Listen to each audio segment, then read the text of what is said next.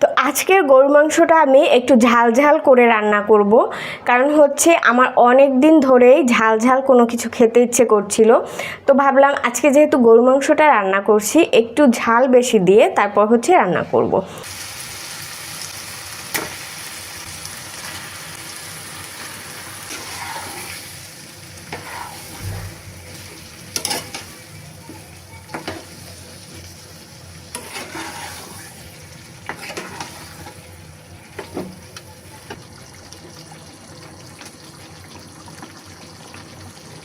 আসসালামু আলাইকুম, this is me Umesh and welcome back to my new video. So আশা করি তোমরা অনেক ভালো আছেন। আলহামদুলিল্লাহ আমি অনেক ভালো আছি। তো আজকে ভাবছি যে গরু মাংস রান্না করব, মানে আলু ছাড়া শুধু ভুনা ভুনা করব। তো আজকের গরু মাংসটা আমি একটু ঝাল ঝাল করে রান্না করব, কারণ হচ্ছে আমার অনেক দিন ধরেই ঝাল ঝাল কোনো কিছু খেতে ইচ্ছে করছিল। তো ভাবলাম আজকে যেহেতু গরু মাংসটা রান্না করছি একটু ঝাল বেশি দিয়ে তারপর হচ্ছে রান্না করব। তো চলো আর দেরি না করে ভিডিওটি শুরু করা যাক। আর হ্যাঁ, তুমি যদি আজকে আমার চ্যানেলে নতুন হয়ে থাকো তাহলে অবশ্যই চ্যানেলটি সাবস্ক্রাইব করবে। আর যদি এই ভিডিওটা আমার ফেসবুক পেজ থেকে দেখে থাকো তাহলে অবশ্যই ফেসবুক পেজটি ফলো দিবে। আর তোমাদের যদি কোনো কিছু বলার থাকে তাহলে অবশ্যই আমাকে কমেন্টে লিখে জানাবে। আর অবশ্যই তোমার ফ্রেন্ড বা ফ্যামিলির সাথে ভিডিওটা শেয়ার করবে। তো চলো আর কথা না বাড়িয়ে ভিডিওটি শুরু করা যাক। তো গরুর মাংসটা হচ্ছে আজকে আমি ফ্রাই প্যানে রান্না করব। তো গরুর মাংস রান্না করার জন্য আমি হচ্ছে এখানে সরিষার তেল দিয়ে দিলাম।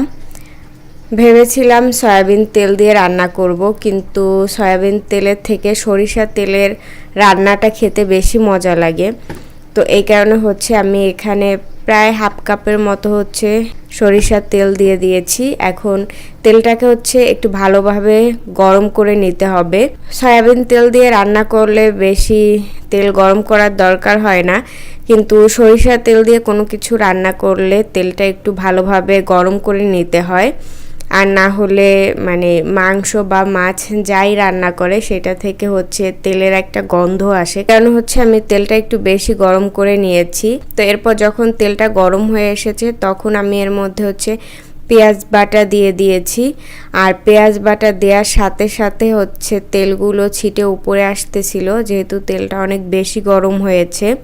তো এই কারণে হচ্ছে তেলটা মানে একদম ছিটে তারপরে হাত পায়ে এসে পড়েছে, যদিও বা তেমন একটা ক্ষতি হয়নি। তো তেলটা গরম করার পর একটু ঠান্ডা করে নিলে তারপরে মনে হয় ভালো হতো। আর চুলার আঁচটাও ছিল অনেক বাড়ানো, তেল যেন আর না ছিটে এই কারণে হচ্ছে একটু পানি দিয়ে দিচ্ছি। আর একটু পানি দিয়ে দিলে হচ্ছে মশলাটাও পুড়ে যাবে না। তো এই কারণে হচ্ছে আমি অল্প করে একটু পানি দিয়ে দিচ্ছি। তো যাই হোক, এরপরে হচ্ছে আমি পেঁয়াজ বাটা দেওয়ার পরে রসুন বাটা দিয়ে দিচ্ছি। এরপরে হচ্ছে বাটা দিয়ে দিয়েছি। তো এরপরে দিয়ে দিচ্ছি আদা বাটা। তো এই সব কিছু একটু কষিয়ে নিব। তো এগুলো কষানো হয়ে গেছে। এরপরে আমি এর মধ্যে দিয়ে দিচ্ছি 2 টেবিল চামচ হলুদের গুঁড়া, 2 টেবিল চামচ মরিচের গুঁড়া। এখন হলুদ মরিচের গুঁড়া হচ্ছে মশলার সাথে আবারও কয়েক সেকেন্ড একটু কষিয়ে নিব।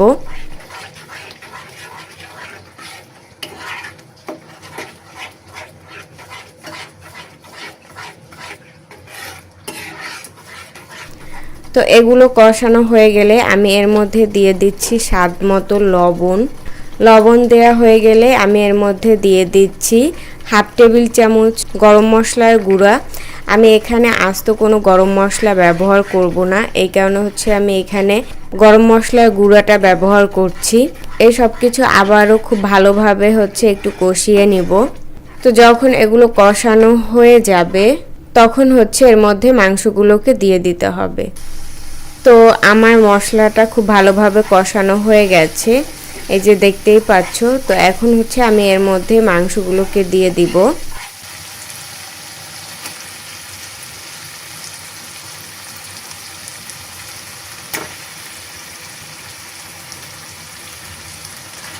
তো এখানে আমি প্রায় 2 কেজির মতো গরুর মাংস নিয়েছিলাম।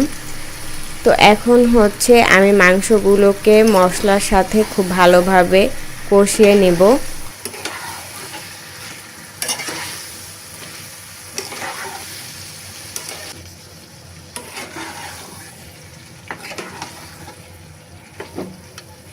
তো এখানে হচ্ছে আমি 2টা তেজপাতা ধুয়ে তারপরে হচ্ছে দিয়ে দিচ্ছি।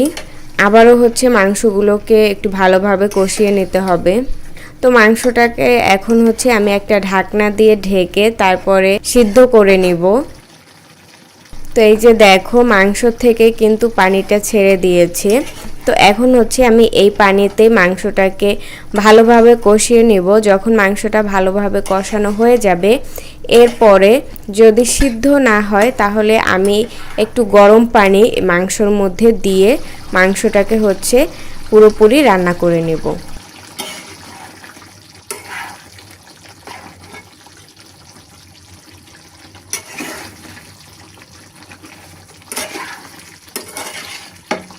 তো যাই হোক, আমার মাংসটা অনেকটাই সিদ্ধ হয়ে গেছে, কিন্তু আমি আরেকটু সিদ্ধ করব। এই কারণে হচ্ছে আমি এর মধ্যে ফুটন্ত গরম পানি দিয়ে দিয়েছি। এখন হচ্ছে আমি মাংসটাকে খুব ভালোভাবে রান্না করে নেব।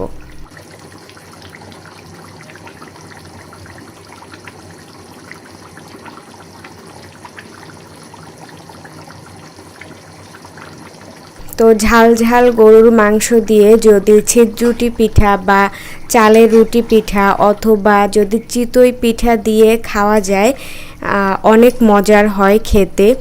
তো আজকে আমি ভেবেছি যে আজকে হচ্ছে একটু চালের রুটি পিঠা বানাবো, কারণ আজকে গরুর মাংসের কালারটাও দেখতে মাশাআল্লাহ অনেক সুন্দর হয়েছে, আর খেতেও কিন্তু অনেক মজার হয়েছে। আমি একটু টেস্ট করে দেখেছিলাম, গরুর মাংসটা খেতে অনেক মজার হয়েছে।